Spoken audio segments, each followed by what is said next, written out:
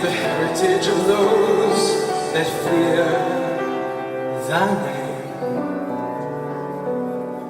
and thou will prolong the king's life and his years, as many generations.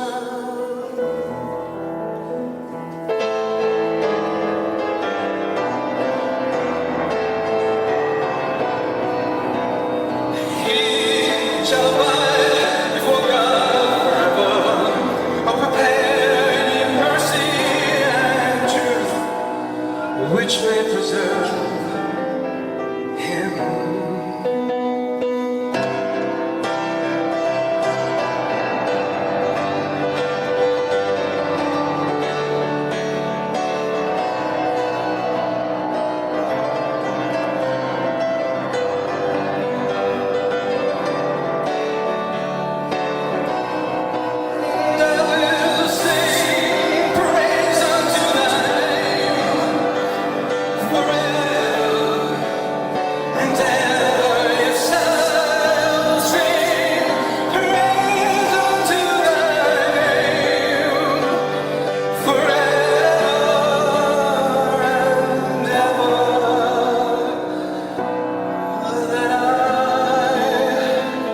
May daily perform my vows